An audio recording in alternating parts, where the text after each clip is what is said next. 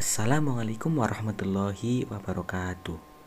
Halo adik-adik sekalian, pada kesempatan kali ini kita akan belajar dengan tema persatuan dalam perbedaan. Subtema 1, yaitu rukun dalam perbedaan. Pembelajaran 1.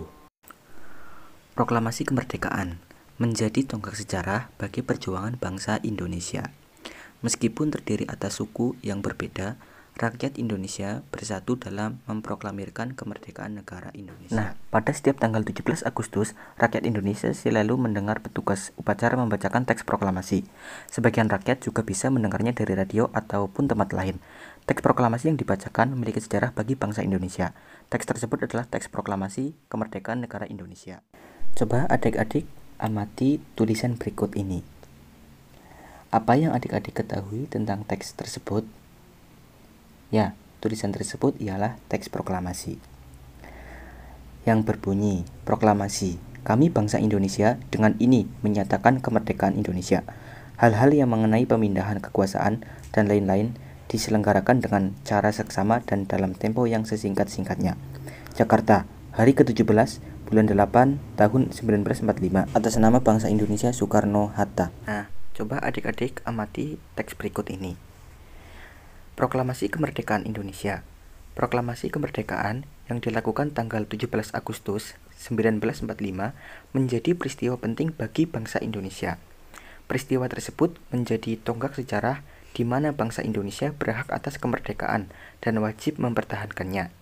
Diawali dengan dijatuhkannya bom atom oleh tentara Amerika Serikat pada tanggal 6 Agustus 1945 di kota Hiroshima dan pada tanggal 9 Agustus 1945 di kota Nagasaki. Jepang pun akhirnya menyerah kepada tentara sekutu. Peristiwa ini dijadikan kesempatan oleh bangsa Indonesia untuk segera membebaskan diri dari penjajahan bangsa Jepang. Teks proklamasi ini ditulis di rumah Laksamana Tadashi Maeda. Itu adalah foto dari Laksamana Tadashi Maeda. Dan itu adalah foto dari rumah Laksamana Tadashi Maeda yang tempatnya di Jalan Imam Bonjol nomor 1. Para penyusun teks proklamasi adalah Insinyur Soekarno, Dr. Andes Muhammad Hatta, dan Mr. Ahmad Subarjo. Konsep teks proklamasi ditulis oleh Insinyur Soekarno. Saat itu hadir pula PM Diah, Sayuti Melik, Sukarni, dan Sudiro. Sukarni mengusulkan agar yang menandatangani teks proklamasi itu adalah Insinyur Soekarno dan Dr. Andes Muhammad Hatta atas nama bangsa Indonesia. Teks proklamasi diketik oleh Sayuti Melik. Pagi harinya, 17 Agustus 1945, di kediaman Soekarno, Jalan Pegangsaan Timur nomor 56, telah hadir antara lain Suwiryo, Wilopo, Gofar Pringgodikdo, Tobroni, dan Trimurti. Acara dimulai pada pukul 10 waktu Indonesia Barat dengan pembacaan proklamasi oleh Soekarno dan disambung pidato singkat tanpa teks. Kemudian bendera merah putih yang telah dijahit oleh Ibu Fatmawati dikibarkan. Nah, berdasarkan teks di atas, coba adik-adik buat peta pikiran berikut ini. Seperti apa, mengapa, siapa, bagaimana, kapan, dan di mana. Contohnya, apa? Apa yang dibahas dalam teks di atas? Yang kedua, mengapa? Mengapa Jepang menyerah kepada tentara sekutu? Yang ketiga, siapa? Siapa yang membacakan teks proklamasi? Yang keempat, yaitu bagaimana? Bagaimana negara Indonesia bisa memproklamasikan kemerdekaan? Yang kelima, yaitu kapan? Kapan bangsa Indonesia memproklamasikan kemerdekaannya? Yang keenam, yaitu di mana? Di mana teks proklamasi ditulis. Ya, coba kepada adik-adik untuk membuat pertanyaan seperti peta pikiran tersebut. Nah, tahukah adik-adik bahwa proklamasi kemerdekaan memiliki makna yang sangat penting bagi bangsa Indonesia? Yang pertama yaitu sebagai puncak perjuangan Indonesia. Bangsa Indonesia telah dijajah selama bertahun-tahun oleh negara-negara Eropa sampai Jepang. Penduduk dengan latar belakang yang berbeda bersatu untuk melawan penjajah.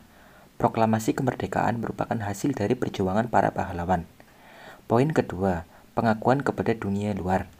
Dengan membacakan teks proklamasi, Indonesia mengumumkan kepada dunia luar bahwa Indonesia adalah negara yang merdeka. Pengakuan ini diakui secara de facto, diikuti oleh pengakuan dari negara lain secara de jure. Yang ketiga yaitu menaikkan martabat bangsa. Pembacaan teks proklamasi memberikan pesan kepada negara lain bahwa Indonesia adalah negara yang bebas dari penjajahan, negara yang memiliki martabat, dan negara yang mandiri. Yang keempat adalah perjuangan sebagai negara baru. Indonesia adalah negara yang dibangun oleh rakyat dan untuk rakyat. Negara Indonesia adalah negara mandiri yang tidak tergantung kepada negara lain. Yang kelima, tonggak sejarah negara Indonesia. Pembacaan teks proklamasi merupakan awal dari masa kemerdekaan Indonesia yang terbebas dari belenggu penjajahan. Nah, tahukah adik-adik bahwa diperlukan kemampuan untuk melakukan penyesuaian atau adaptasi ketika kita ingin menciptakan kerukunan dalam perbedaan? Masih ingatkah adik-adik tentang pepatah di mana bumi dipijak, di sana langit dijunjung? Pepatah ini mempunyai makna apabila kita berada di tempat yang baru, maka kita perlu menyesuaikan diri dengan keadaan setempat agar kita bisa diterima dan hidup berdampingan dengan damai. Hal ini juga berlaku pada tumbuhan. Agar keberlangsungan hidupnya terjamin, maka tumbuhan harus mampu melakukan adaptasi sesuai kondisi lingkungannya. Nah, contoh dari tumbuhan yang beradaptasi yaitu bunga teratai. Tahukah adik-adik sekalian tentang bunga teratai? Ya, tanaman ini tumbuh di air. Agar dapat menyesuaikan diri, tanaman ini memiliki akar di bawah air. Tangkai daunnya tumbuh menjalar sehingga daun teratai dapat mengapung di air. Daun teratai bundar dan lebar. Fungsinya adalah agar daun dapat menyerap cahaya matahari sebanyak-banyaknya.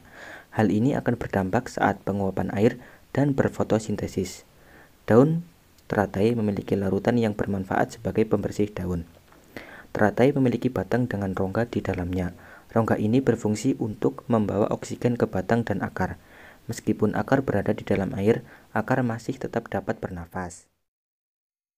Nah, dari bacaan di atas tentang bunga teratai, coba adik-adik membuat peta pikiran.